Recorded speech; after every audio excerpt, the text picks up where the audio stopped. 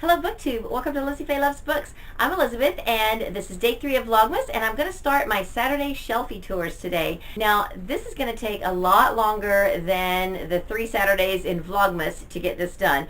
I kind of went around and did an overview and sort of took account of the number of shelves I have and the how I want to divide them up, and this could really take upwards of 40 weeks to get this done. I'm sure there's going to be Saturdays when I don't have time to upload, but it will probably take a good part of 2017 to get this done. So if you're interested in seeing what books that we have around the house, then I hope you'll stick with me and watch these tours. Now I'd be happy to show you not only my own books, but my husband's books, and my daughter Katie has a lot of books herself, and my daughter Emily even has children's storybooks. So if you'd like to see those, let me know too. But of course it's going to take a while. We have a lot of really old books, we have a large variety of nonfiction, and a lot of fiction.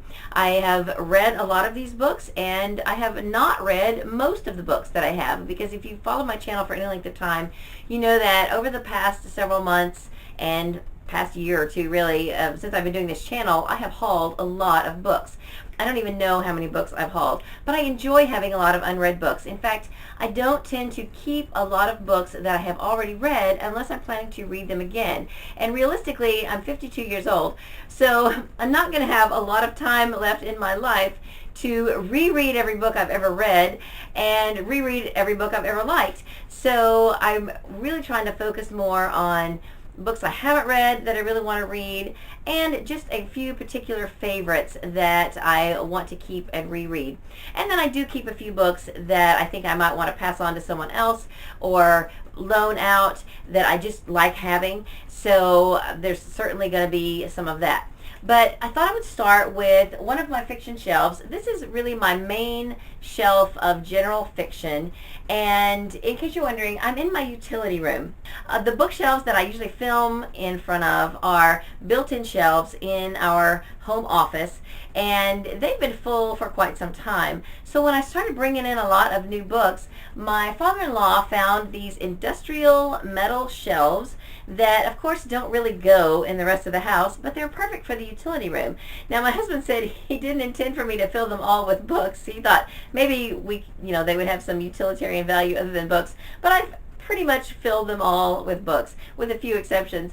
I do have some random baskets of things up top of this one, but this top shelf is my general fiction A to Z, and I thought my first 2 shelfie tours I would just go ahead and show you maybe A to K and then L to Z next week. And these are going to be predominantly what I would call women's fiction. Not necessarily romance, though. I have some paperback romances and some romance series that are in another shelf, but there might be some. There also are a few thrillers that are on the shelf, so it's just kind of a miscellaneous. There's not any series books here that I'm collecting. There may be a few random books that are in a series, but if I don't have the whole series, then they're in this shelf. So let me start with A. Now, they're not going to be in exact order either. I'm just, because of the nature of the shelf and I have them double stacked, they're not in any exact order, but I try to keep them in a general order so that it's easier to find them. Oh, and another project I'm going to do while I'm doing this shelfie tour is I'm going to be cataloging my books.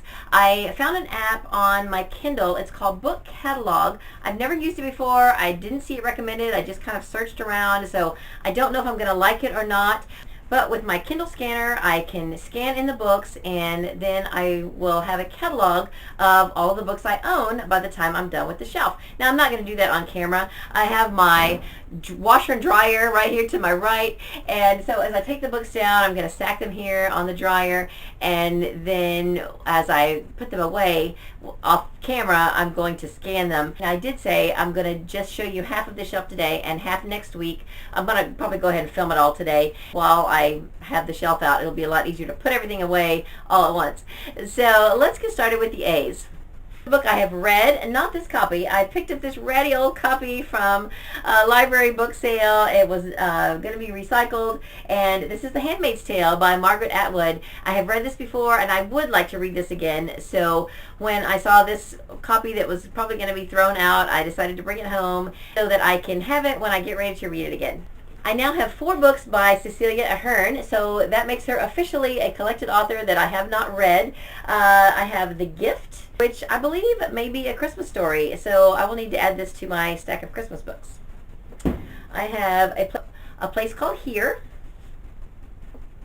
If You Could See Me Now, and Thanks for the Memories.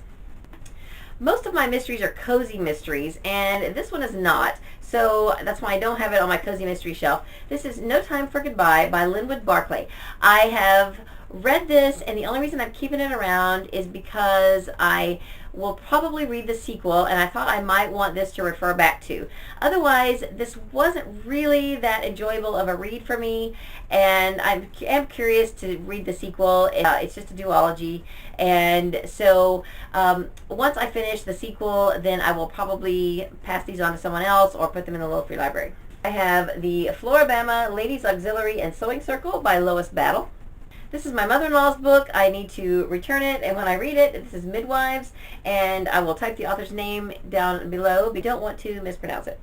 This is another author I don't want to mispronounce, Self-Storage by Gail, Brandeis, and I'm not sure how to say that, but it looks fun. This is a book I read earlier this year. This is Jane Eyre by Charlotte Bronte. And then I have my 3 books by Jack Castle, who is a friend of mine. I have the newest one, White Death. The second one, Bedlam Lost, which I had planned to read by now, and I just haven't done it, and I really need to get to this soon. And then his first book, Europa Journal, which I have done a full review of on my channel. They are thrillers. They're kind of sci-fi, thriller, adventure type books. If the second 2 are anything like the first one, I know I'm going to love them all. And then I have The Quilter's Apprentice by Jennifer Shiverini. This is the book 1 in the Elm Creek Quilts series. I have not been collecting the series. I've read most of these on audio, and I just keep the first one around whenever I want to recommend the series, and also to have a loaner in case I want to help anyone get started reading the series. I have 72 Hour Hold by B.B. Moore Campbell. I got this from a library sale because I thought it might be of interest because it is about a mother with a teenager who has some special needs and I think some mental illness. My husband read it and he said he didn't really care for it all that much and that I probably wouldn't like it, but since I brought it home, I thought I would still give it a second look and possibly at least start it and see if it's anything I'm going to like before I pass it on. Here's another Jennifer Shiverini book, and I believe this is a standalone. It is not one of the Elm Creek Quilts novels. This is one of her historical novels. This is The Spy Mistress.